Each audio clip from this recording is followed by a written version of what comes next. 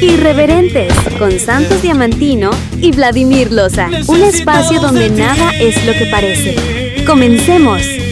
¿Te has dado cuenta de que últimamente ha salpicado esto de las posiciones contra las diversidades sexuales en los diferentes candidatos políticos? Unos con más fuerza, como Mafres Reyes Villa, que ha sido en una primera instancia cuando estaba con NFR en anteriores elecciones nacionales, ¿no? Tiene una posición bastante recalcitrante sobre este sector, ¿no? Y hoy en día con una posición un poco más tibia, ¿no? De lo que son este mundo LGBT, etcétera, ¿no? Y recientemente hemos escuchado los mensajes de Camacho, ¿no? Advirtiendo a Samuel Doria Medina una posición personal referente a este sector. Es lo que nos motiva y creo que es un tema importante de abordar hoy en nuestro programa Irreverentes. Hola, Santos. ¿Cómo es?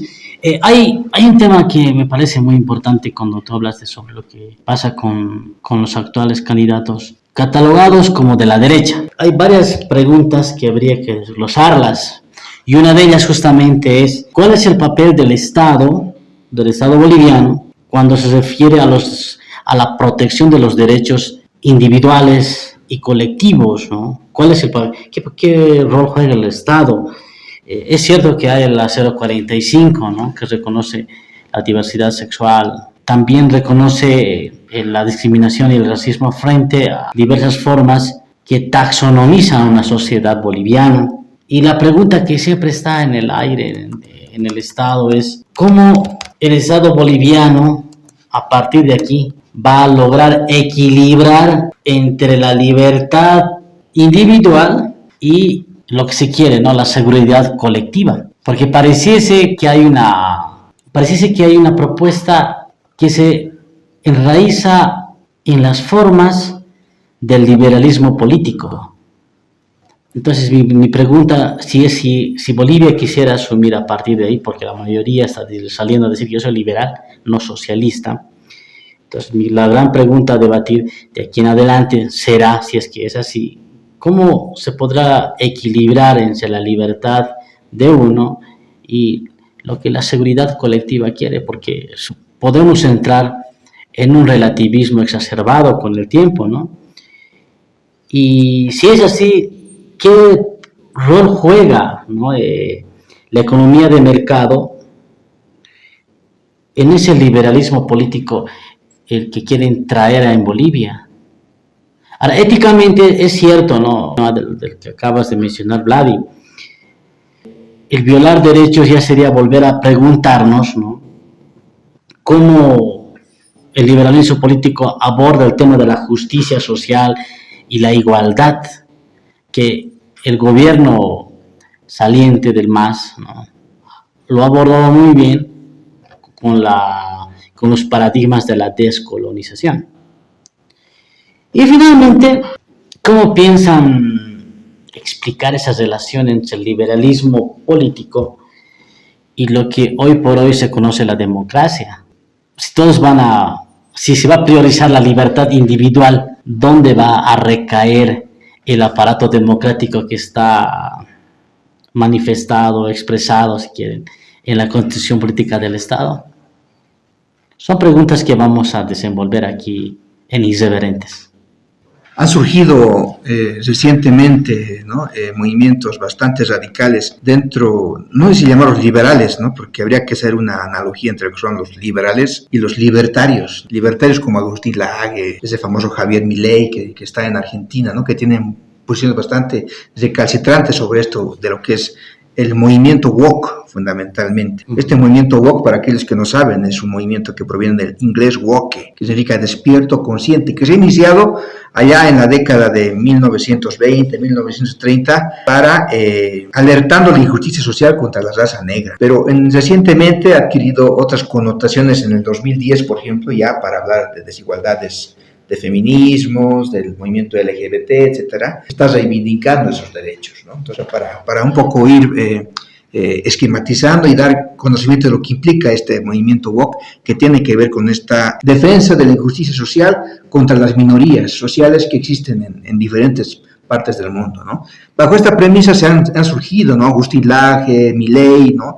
Y otros más conservadores que han planteado justamente esta idea de una especie de lucha contra este tipo de minorías, supuestamente. Por otro lado, tenemos una posición un poco más de Samuel Doria Medina, que supuestamente tiene un hijo con ciertas características, ¿no? De estos movimientos woke, que también manifiesta cierta tolerancia a este tipo de protección de los derechos. Pero la pregunta que yo me hago, ¿no? Es ¿hasta cuándo estos derechos serán justificados, serán necesarios a la hora de una mayor integración de estos sectores sociales en lo que es la cosa pública, en lo que es los derechos fundamentales, que actualmente están siendo reconocidos por la condición política del Estado, ¿no? Por eso un Estado plurinacional, ¿no?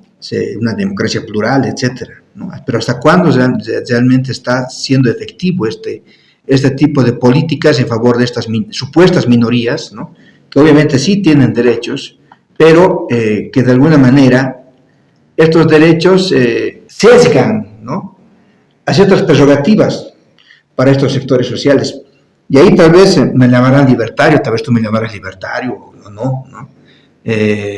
Considero que si bien se tienen que reconocer los derechos de todas las personas, independientemente de su color, su preferencia, ¿no?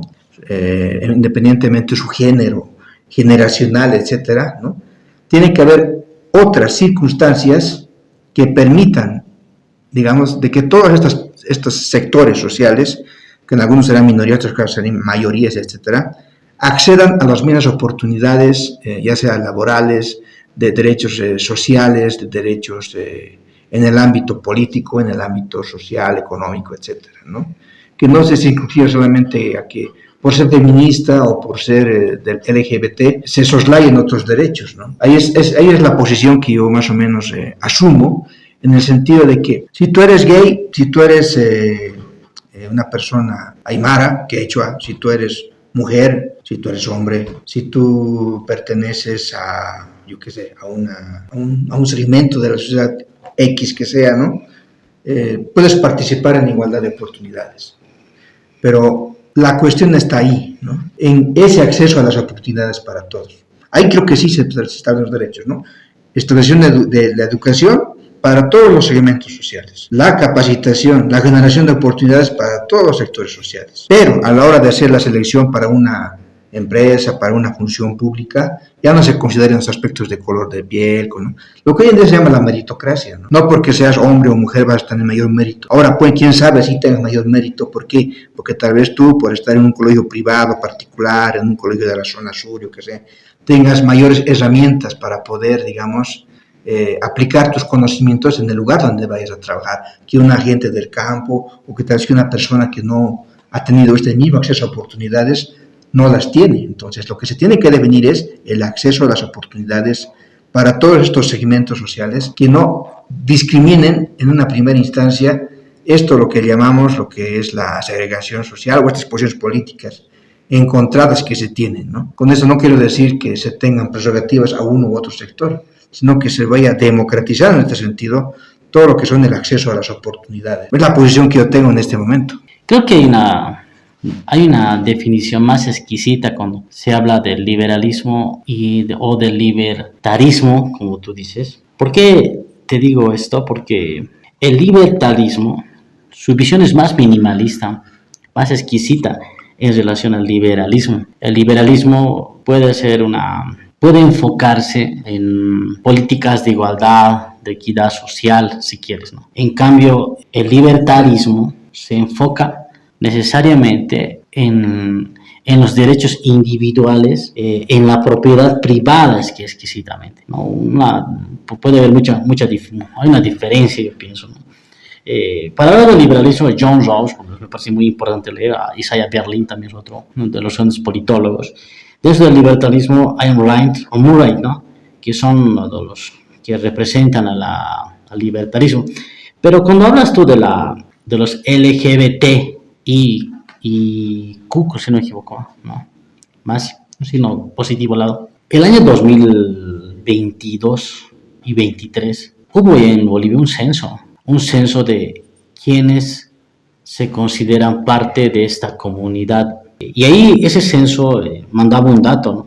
De 4.054 personas se consideraban dentro de la comunidad LGBTI. Entonces, en ese tiempo se encontraban datos muy interesantes, Vladi, ¿no? Por ejemplo, en esos datos que manda, si es Mori, si no me equivoco, se llama, el 77% de los encuestados, del 77, perdón, Santa Cruz era el que tenía una mayor cantidad de aceptación de esta comunidad, ¿no? Que creo que iba por el 30 o 31% de cantidad, y luego venía La Paz, que era con un 28-29%, en la cual quienes eran parte de esta comunidad, y luego estaba Cochabamba con el 16,6%. ¿Qué quiero decirte con esto? Bolivia ya ha hecho parte de esta comunidad, no está al margen de la comunidad LGBTI. Entonces, ¿por qué?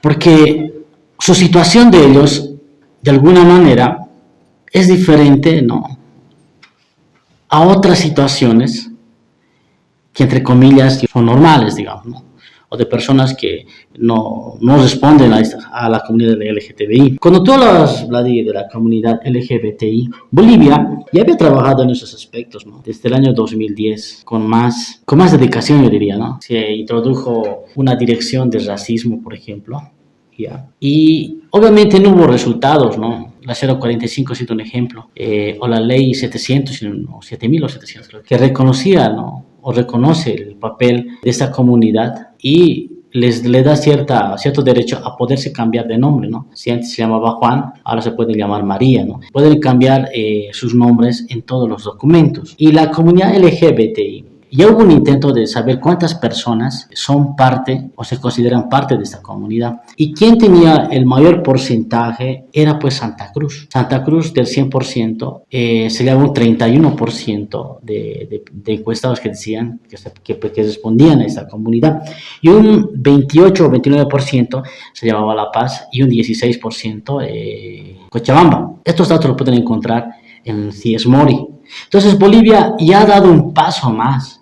No, retroceder sería un problema serio, porque estaríamos volviendo a lo que antes fue, el tema de la discriminación.